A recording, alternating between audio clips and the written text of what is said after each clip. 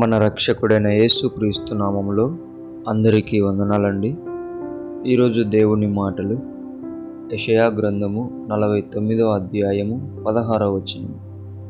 చూడుము, నా అరచేతుల మీదనే నిన్ను చెక్కి ఉన్నాను, నీ ప్రాకారములు నిత్యము నా ఎదుటనున్నవి. ప్రేమన దేవుని బిడ్డలారా, కొంతమంది మనుషులు ఇలా ఆలోచిస్తారు,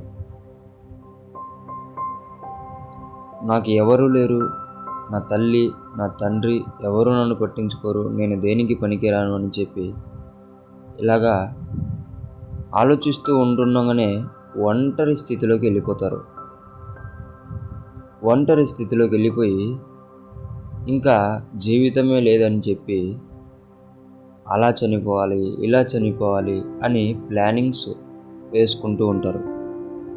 దేవుని బిడ్డలారా, కానీ దేవుడు ఒక మాట సెలవిస్తున్నాడు, ఏమిటంటే నీ తల్లి నిన్ను మరచిన, నీ తండ్రి నిన్ను మరచిన, నేను నిన్ను నా అరచేతులలో చెక్కుకొని ఉన్నాను, నీ ప్రాకారములన్నీ కూడా నిత్యము నా ఎదుట ఉన్నవి నేను చూస్తున్నాను అని దేవుడు చెప్తున్నాడు. దేవుని బిడ్డలారా, నీవు ఏడుస్తుంటే నీతో పాటు ఏడ్చే దేవుడు ఆయన, నీవు నవ్వుతుంటే ఆయన నిత్యము నీతో పాటు నవ్వే దేవుడు, నీవు ఉల్లసించి గంతులు వేస్తే నీతో పాటు ఉల్లసించి గంతులు వేసే దేవుడు ఆయన. అటువంటి దేవుణ్ణి కలిగి ఉండి ఒంటరితనముగా ఫీల్ అవుతున్నావంటే నీవు ఆయనకు దూరంగా ఉన్నావని అర్థం.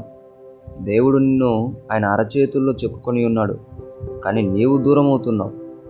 దేవుని బిడ్డ, కష్టం వచ్చిన వెంటనే నీకు ఎవరు గుర్తుకు రావద్దు, నిన్ను అరచేతులలో చెక్కుకొని ఉంటున్న ఆ దేవుడు గుర్తుకు రావాలా. నీకు ఒంటరితనం కలిగిన వెంటనే నీకు ఎవరు గుర్తుకు రావద్దు, నిన్ను అరచేతులలో చెక్కుకొని ఉంటున్నా ఆయన నీతో గుర్తుకు రావాలా.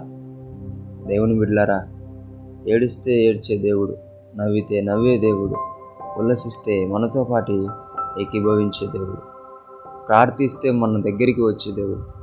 అటువంటి ఆయనను కలిగి ఒంటరితనముగా అలా చేసుకోవాలి ఇలా చేసుకోవాలని ప్రాణాలు మీకు తెచ్చుకోకుండా బహుధైర్యముగా నేను నా అరచేతులలో నేను చెక్కుకొని ఉంటున్నానన్న ఆ వాక్యమును గుర్తుకు చేసుకొని మన జీవితం అంతా ఆయన చూస్తున్నాడు, నిత్యమైన ఎదుట ఉన్నది అని ఆయన చెప్తున్న మాటను జ్ఞాపకం చేసుకొని నాకు సహాయం నా దేవుడే అని జీవించాలని దేవుని బిడ్డ మనవి చేసుకుంటున్నాను.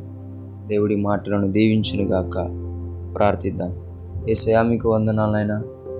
ఎంతోమంది ఆదరణ లేని జీవితాలు, ఎంతోమంది ఒంటరి జీవితాలు, ఎంతోమంది నాయనా తండ్రి నీవు విడిచిపెట్టావని మాట్లాడుకుంటున్న జీవితాలు, వాళ్ళందరితోనూ మాట్లాడిన దేవా, వారందరినీ నీ అరచేతులలో చెక్కుకొని ఉన్న దేవా, నన్ను మమ్మల్ని అందరినీ నీవు ఒక ధైర్యవంతులుగా చేయమని యేసు నామమున ప్రార్థిస్తున్నాం తండ్రి.